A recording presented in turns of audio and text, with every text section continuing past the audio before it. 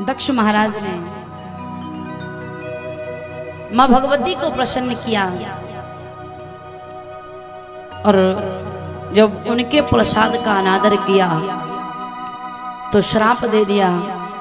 और श्राप के कारण कहते हैं भगवान शंकर को यज्ञ में नहीं बुलाया, क्योंकि भगवान शंकर ने कह दिया था कि तू मेरा भक्त है लेकिन समय आने पर शत्रु बन जाएगा, क्योंकि हमारे प्रसाद का अनादर किया है। और कभी भी भगवान के प्रसाद का अनादर नहीं करना चाहिए। और प्रसाद ये नहीं कि कथा सत्संग के बाद जो प्रसाद मिले वही प्रसाद है।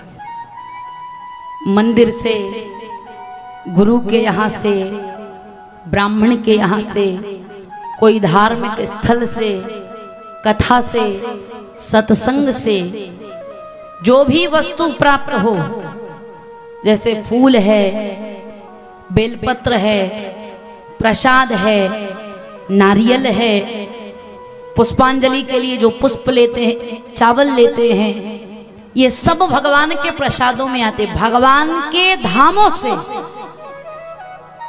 मिली हुई कोई भी वस्तु प्रसाद के रूप में आती है। तो प्रसाद कभी भी पैरों में नहीं गिरना चाहिए, अनादर नहीं होना चाहिए उसका।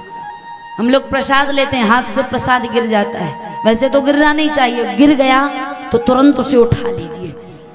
जिसके हाथ से गिरा वो नहीं उठा पाया तो दूसरा व्यक्ति जिसने देख लिया वो उठा ले। क्यों? जिसके हाथ से प्रसाद की वस्तु गिरती है उसको भी अपराध, और जो उस पर पैर रखता है उसका भी अपराध। और जो भगवान की दी हुई प्रसादी, भगवान के मंदिरों से मिली हुई प्रसादी का अनादर अपमान करता है, वो श्रीहीन हो जाता है। वो कितना ही धनवान क्यों ना हो, उसका धन नष्ट हो जाता है। दक्ष महाराज ने भी यही किया। माला को लाकर शयन कक्ष में रखा, पवित्रता हुई, मां भगवती क्रोधित हो गई, श्राप दे दिया, दक्ष मैं तेरी बेटी बनकर तो आऊंगी लेकिन ज्यादा समय तक तेरी बेटी बनकर नहीं रहूंगी, क्योंकि तूने मेरे प्रसाद का अपमान किया है। और यही कथा हमारे जीवन में शिक्षा देती है कि भगवान का और भगवान की मिली हुई कोई भी प्रसादी उसका हम सम्मान करें। फूल भी अगर हमें मिलता है, फूल हम लेकर आते हैं, आप सब लोग लेकर आते हो, कथा में आते हो तो वहां से खड़े होकर यहाँ फेंकते हो। जरूरी नहीं कि पुराण पर आकर ही सब गिरे। या मंदिरों में जाते हैं तो कई लोगों को मैंने देखा है, फूल लेकर जाएंगे और फेंकेंगे भगवान के ऊपर। फूल चढ़ा रहे हो कि भगवान को मार रहे हो?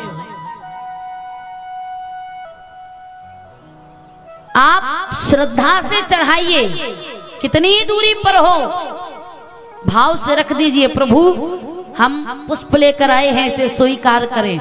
श्रद्धा से चढ़ाई हुई कोई भी वस्तु भगवान स्वीकार करते हैं। ये नहीं कि 1 किलोमीटर दूर खड़े हैं, लिए फेंक कर दिए तो भगवान के सिर में जाकर लगा, मुंह में लगा। वो मूर्ति जरूर है लेकिन प्राण प्रतिष्ठा कराई हुई मूर्ति है, तो भगवान को भी चोटें लगती है। कई लोग यहाँ आकर फेंकते हैं तो मुझे ही डर लगता है कहीं आंख कान में ना चला जाए। आप तो आराम से आकर यहाँ रख दीजिए, आपने यहाँ लाकर रख दिया, चढ़ गया, पर नहीं, लोग सोचते हैं कि यहीं पुराण पर ही पहुंचना चाहिए, फेंकते हैं। और कई फूल, कई चावल, कई सामग्री आ जाती है और कई बीच में ही गिर जाती है। मंदिरों में भी ऐसा ही होता है, पर जब चलते फिरते हैं तो किसी ना किसी के पैर में आ ही जाते हैं। पुष्पांजलि के लिए चावल फूल लेते हैं लोग, और जैसे ही पुष्पांजलि हुई जहां खड़े हैं वहीं से फेंक दिए। अब जरूरी थोड़ी कि वो भगवान तक पहुंच गए, रास्ते में ही गिर जाते हैं, बीच में ही गिर जाते हैं। जिसने फेंके उसका भी अपराध, जिसका पैर पड़ा उसका भी अपराध। तो ज्यादा जल्दी हो तो फिर फूल चावल लो ही मत। नहीं लिए हैं तो आराम से भगवान के पास आकर चढ़ाएं, श्रद्धा से चढ़ाएं, फेंक कर नहीं। क्योंकि फेंकी हुई कोई भी चीज भगवान स्वीकार नहीं करते। क्योंकि आप लोग स्वीकार करोगे क्या? आपको अच्छा लगेगा? जैसे मैं यहाँ से बैठकर और आप लोगों को फेंक फेंक कर प्रसाद दूं, आपको अच्छा लगेगा? नहीं लगेगा ना। कई तरह की बात आप लोग बताओ, फेंक फेंक कर प्रसाद दे रहे, हम तो कल से कथा में ही नहीं आएंगे, है ना? तो भगवान को बुरा नहीं लगता होगा क्या? जब हमें अच्छा नहीं लगता तो भगवान को कैसे अच्छा लगता होगा? हम भगवान के साथ भी, किसी के साथ भी वो व्यवहार करें जो हमें अपने लिए अच्छा लगता हो।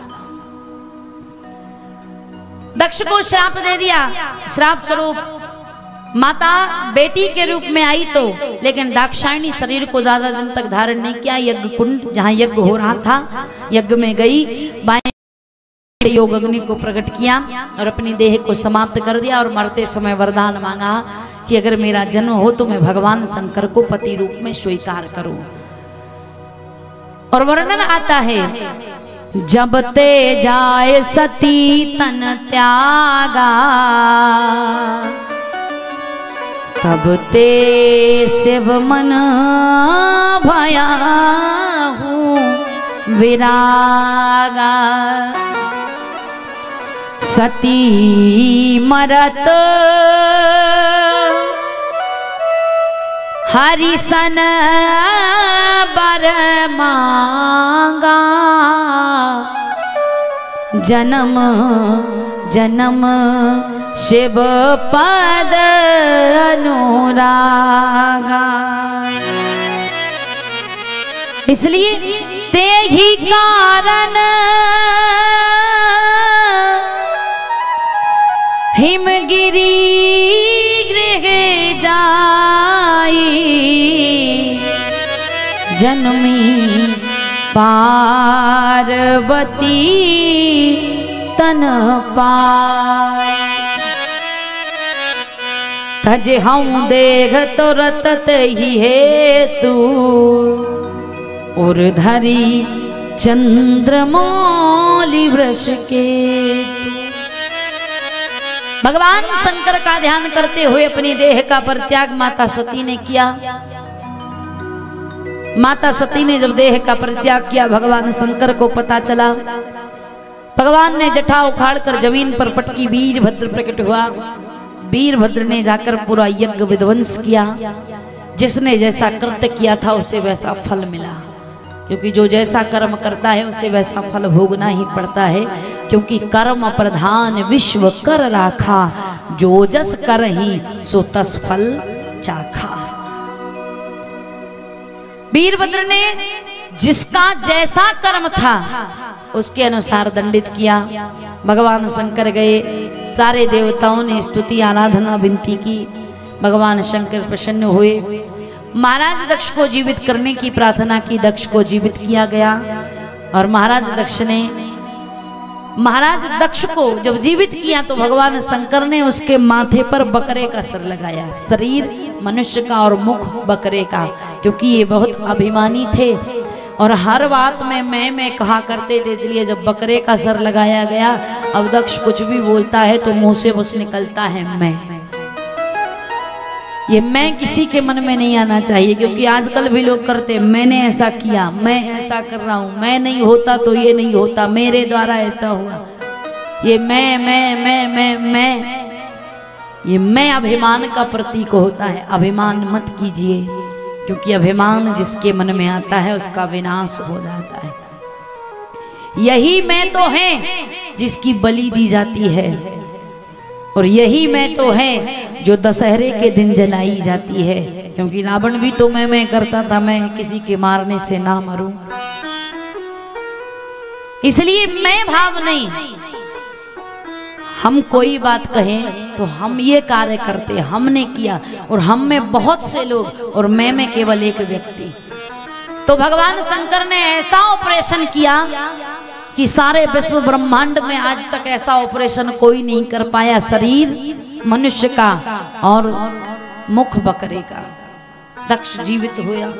इधर भगवान शंकर ने सती मैया की देह को उठाया और सारे ब्रह्मांड में भ्रमण करने लगे। भगवान ठहरते ही नहीं, सब देवताओं ने भगवान नारायण से स्तुति की।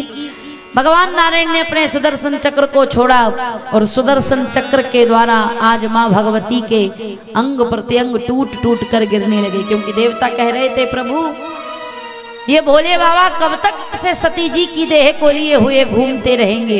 ये रुकते नहीं, एक जगह पर बैठते नहीं। शंकर जी कैसे रुकेंगे? तो भगवान नारायण ने सुदर्शन चक्र भेजा और चक्र के द्वारा उसके अंग प्रत्यंग जब भगवती के टूट टूट कर गिरने लगे, जहां जहां मां भगवती के शरीर टूट टूट कर गिरे वहां शक्तिपीठ स्थापित हो गए। और कहते हैं 52 शक्तिपीठ बताए जाते हैं जो मां भगवती मां सती के द्वारा, सती के अंग के द्वारा स्थापित